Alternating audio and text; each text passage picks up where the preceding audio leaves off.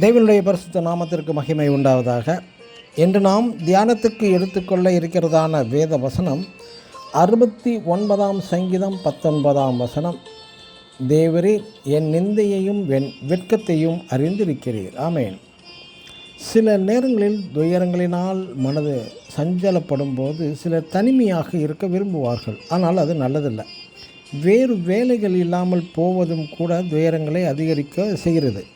தன்னுடைய கால்களில் புண் வந்து வேதனை தரும்போது அவற்றை பார்த்து கொண்டே இருந்தால் அதனால் வலிதான், வேதனை தான் அதிகமாகும். அந்த சமயத்தில் நம் மனதை வேறு பக்கம் திருப்பி வேறு வேலைகளில் கொஞ்சம் பிஸியாக நம்ம கவனத்தை திருப்பினால் வலி, அந்த வேதனை கொஞ்சம் குறைந்து விட ஆரம்பிக்கும். இயேசு கிறிஸ்து சிலுவை பாடுகளின் முந்தின இரவு மணி வேலைகளில் வலி வேதனைகளை குறைக்க பிதாவிடம் ஜெபம் செய்யவும் அந்த சமயத்தில் தன்னுடன் சில சீசர்களுடன் இருக்க விரும்பினார்.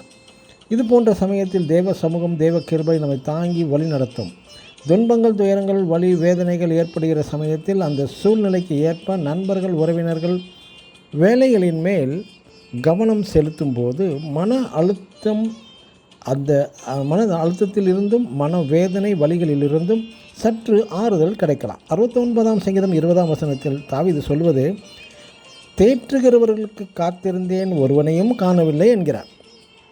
இது போன்ற மன அழுத்தம், மன நெருக்கடியான நேரங்களில் சிலர் உறவுகளையோ நண்பர்களையோ வேறு எந்த வேலைகளையும் செய்ய விரும்பாமல் தனித்திருக்க விரும்புகிறார்கள். இப்படி தனித்திருந்தால் அவற்றை பற்றி அதிகம் யோசித்து தவறு செய்த அந்த வழிகளை எப்படியாவது திருப்பி கண்டித்து உணர்த்த வேண்டும் என்று பலவித யோசனைகள் வரும். இதனால் இன்னும் மன அழுத்தம், வேதனைகள் அதிகமாகும். எனக்கு அன்பியான சகோதர சகோதரிகளை, சிலரை குறித்து கோபம் பெருகுவதும் அவர்களை குறித்ததான தவறான எண்ணங்களில் கோபம் அதிகமாக இருக்கலாம். நம் மனதை வேறு பக்கம் திசை திருப்பி அவைகளில் நாம் பிஸியாக ஏற்படுத்தும் போது பழைய வேதனைகள், துக்கம், துயரங்கள் மாறிவிட ஆரம்பிக்கும். ஆமேன். God bless you.